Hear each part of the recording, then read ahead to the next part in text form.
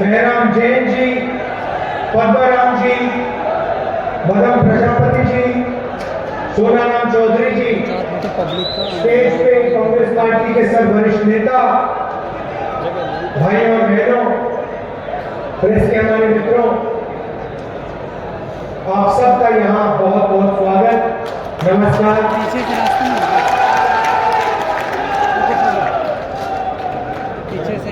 एक साल पहले कन्याकुमारी से कश्मीर तक हमने यात्रा की। 4000 किलोमीटर लाखों लोगों के साथ हम कश्मीर तक चले। बारिश में, तूफान में, बर्फ में पैदल चले और यात्रा का लक्ष्य भारत को जोड़ने का।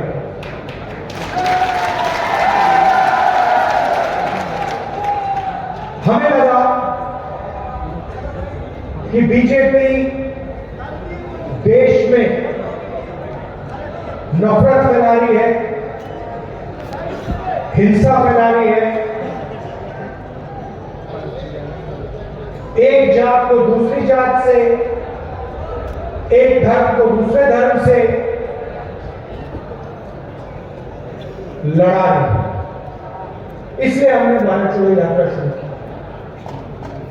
अब सवाल उठता है और भारत छोड़ो यात्रा ने देश की राजनीति को बदल दिया। अब सवाल उठता है कि बीजेपी के लोग, आरएसएस के लोग नफरत और हिंसा क्यों फैलाते हैं? इनको क्या फायदा होता है? आज मैं आपको यह समझाने आया हूं।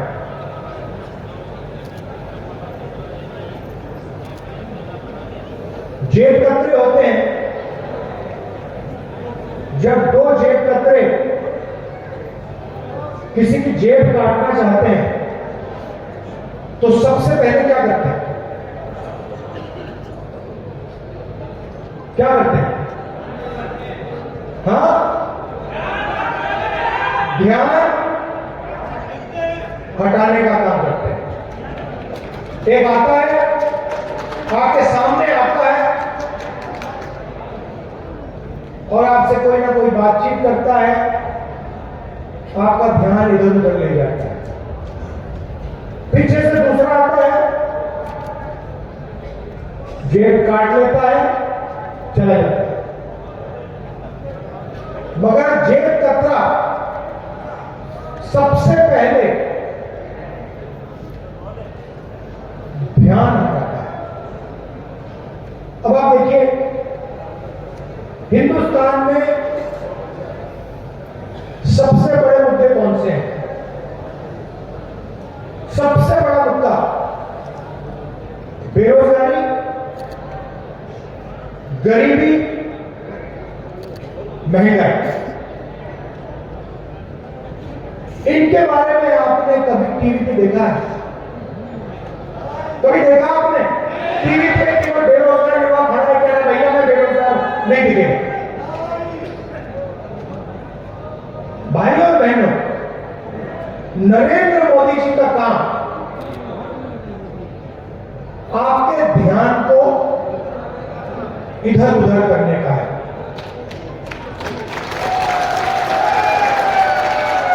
और अदानी का काम आपकी जेब काटने का है।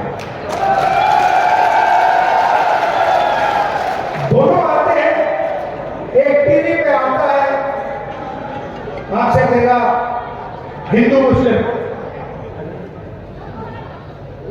कभी क्रिकेट मैच में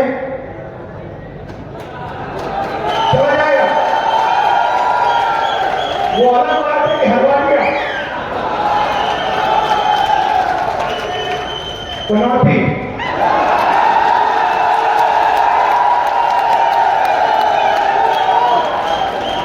पीएम मतलब पनौती मोदी।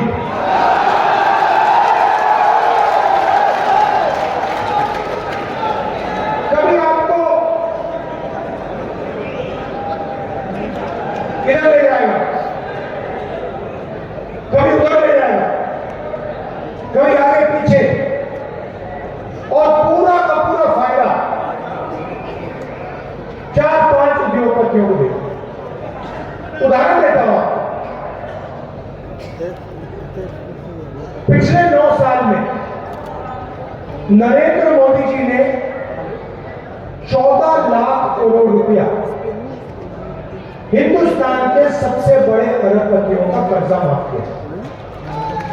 मैं आपसे पूछना चाहता हूं, इन 14 लाख लोगों में, 14 लाख करोड़ रुपए में जो इन्होंने 10-15 लोगों को दिया, इसमें से मुझे बताओ पिछड़ा कौन है, दलित कौन है, आदिवासी कौन है, किसान कौन, मजदूर कौन, छोटा दुकानदार कौन? कोई नहीं। 14 लाख करोड़ रुपए माफ किए हैं अरबपतियों के, 10-15 लोगों के।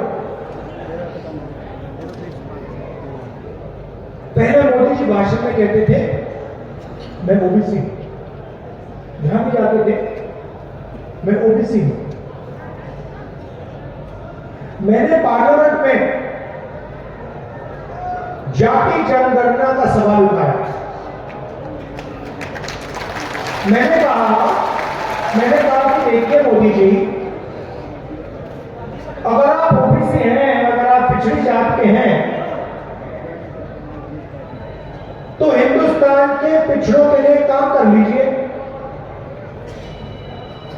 उनको उनकी सच्ची आबादी बता दीजिए, ये है कितने।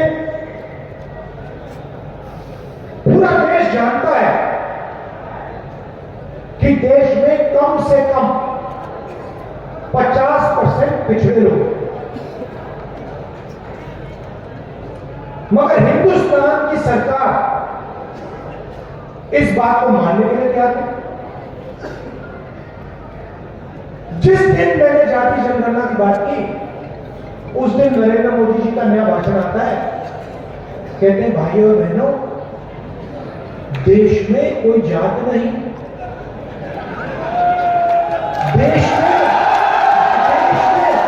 देश में सिर्फ गरीब। अच्छा